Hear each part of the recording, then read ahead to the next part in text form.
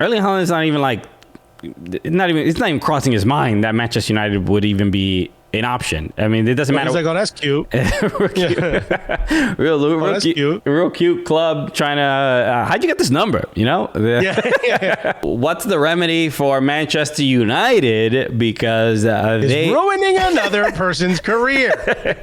The next man up is Erik Ten Hag. He has been Fabrizio Romano announces that there's an agreement in place for the Ajax manager to take over Manchester United next season. Bro, how would you rate this on a scale of 1 to Ten Hag? What would you say? Great question, Alexis. Look, this is I don't know. I don't know much about Ten Hag. We obviously know Ajax produces legends. It's an institution. You can see Robert Lewandowski just winking at Ten Hag down there. Hey, come get me, buddy. But no, look, this is... I mean, how many more chances are the Manchester United fans going to give? They're, the Glazers or just ownership. They need to sort this out, bro. Can this guy fix what is going on there? Can they bring them back to the glory that they're familiar with and that they're used to? I don't know. I'm assuming that Ajax, as far as developing a culture and maintaining an institution and bringing in all the latest Is this going to bring big name players though? You think big name players are going to be like, oh, Ten Hag? A nice Cole Bruce said Pele Banter Club. This to me doesn't have, and maybe this is why it's the right move. This doesn't have that je ne sais quoi of a Manchester United deal. You know what I mean? It doesn't have the big name appeal. This doesn't have the, oh my God, now the big names are definitely going to want to come here. When Pochettino was the name, I'm like, yo, that dude ain't won shit. He can't even win Champions League with 5 free of the greatest players of all time. He can't win. And now all of a sudden you want to bring him in. Well, Ten Hag hasn't really won anything either. Granted, he's at a different level. He's at a club with a much smaller budget that has to build players. You know what I mean? Yeah. Can't necessarily just go out and buy whoever they want. Joe Whitlock said goes to one PSG game. I'm a PSG expert. Don't forget how much merch I have. I have actually this dope thing that I haven't worn yet, which I'm going to bring to Europe with me. I want to show you. It's really cool. But you take a look at Ten Hag's career. He's a great manager, but a manager of Ajax. Look, I think everybody has to start somewhere. You can't, Manchester United is no. I'm saying you have to, when Sir Alex Ferguson got to Manchester United, he wasn't some legend. He was doing what he was at Aberdeen. Years ago. I'm just saying. You're saying it's like, oh, it doesn't have the big name appeal. But how do you get to the point where you become a manager that does have big name appeal? You got to start somewhere. Maybe this is the situation that will turn things around for Manchester United. Maybe look, I think the main issue. Yeah, this is why they made the hire, is because they want him to be the steady the ship. Look, they tried Mourinho. That didn't work. They tried bringing back an old superstar, Ole Gunnar Solskjaer, who people forget had management experience. Mm-hmm. That didn't work out. They brought in Ralf Rangnick. He's doing worse than Ole did, Now they go and bring in someone who is new and up and coming, the hot, new manager. Still doesn't feel like a Manchester United hire. To me, Manchester United, this feels like the right Arsenal hire when they made the Mikel Arteta move. I'm interested in that description. What was the last right Manchester United hire?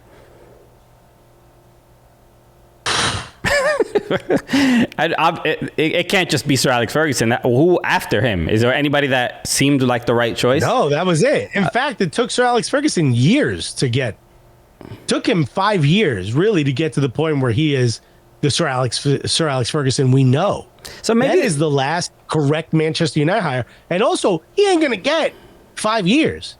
This dude's gonna have a preseason and maybe 10 matches before people are willing to give him the benefit of the doubt. After 10 matches, if they're doing poorly, they're going to be calling for his head. People are going to saying it was a mistake to hire him. So maybe this says a lot more about the fan base.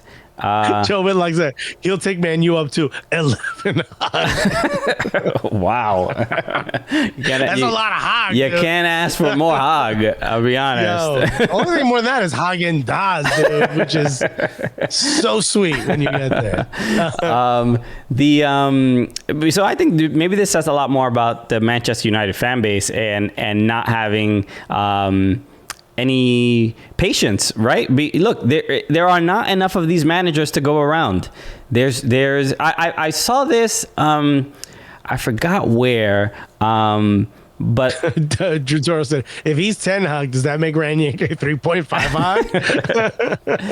Hag? I saw this a couple, maybe a couple months ago. I forgot where I saw this stat, but basically saying that at any given time in any like year, there are only about 70 absolute star footballers. Like there's only in the world at one time, there's only about 70. It's like 70, 75 just incredible footballers that are like the foundations of a club and of a team.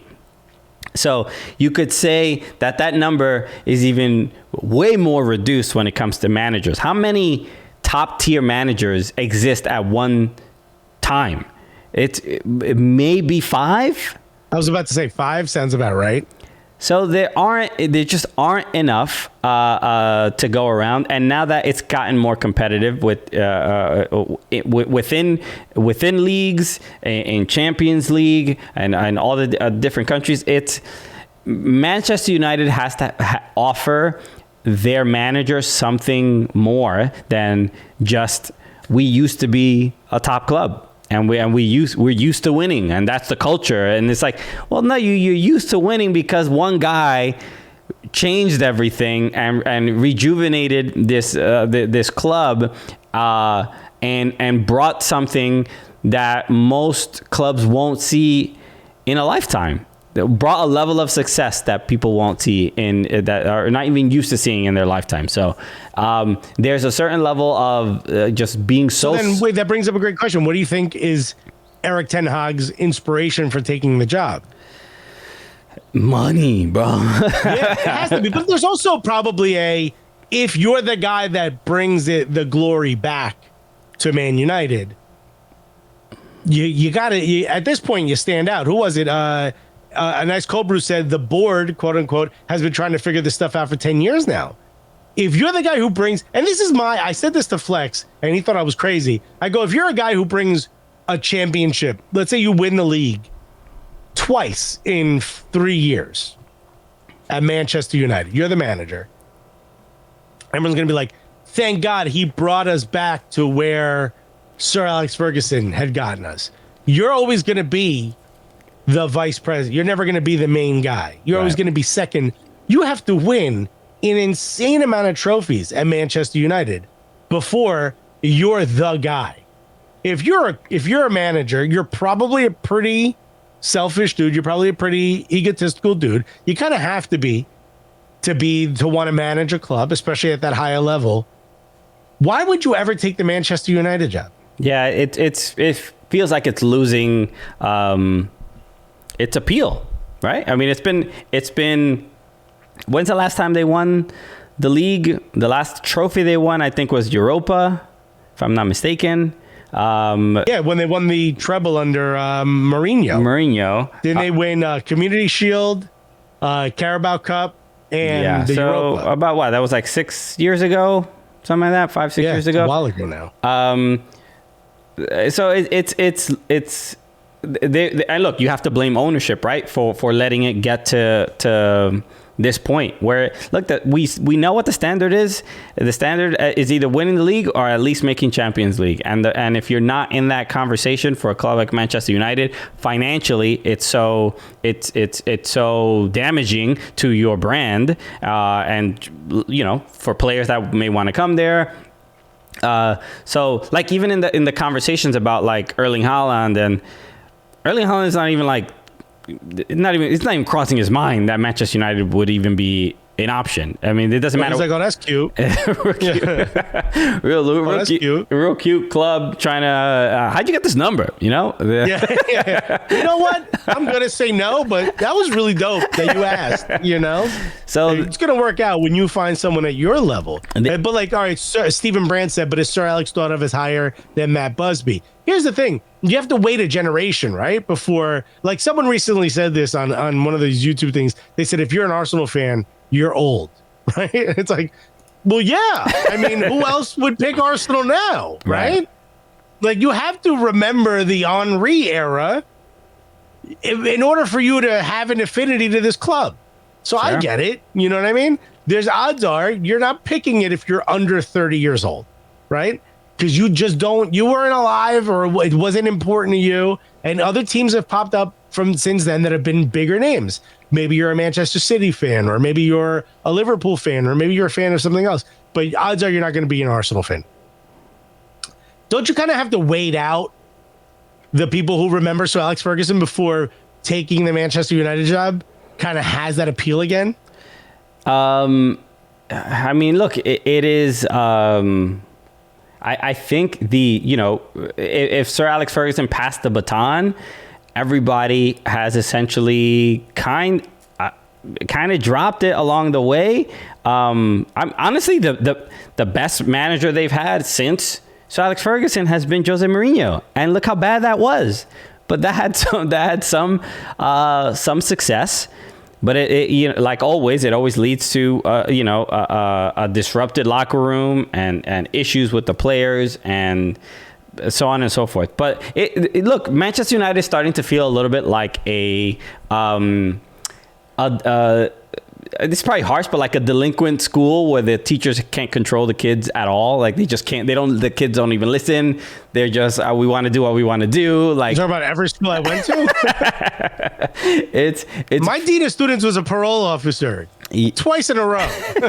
So you got to start looking at the principal and the superintendent and why is the culture of this club so bad? I mean, and you see the former players when you hear Gary Neville talk about the current form of Manchester United, when you hear Rio Ferdinand and it's a little bit like, and back in my day, and in our dressing room, nothing like that. It's a little bit of that, but a little bit of that is what led to they built that foundation for success that was so consistent that now that they're not as successful, it just looks so far into a lot of people.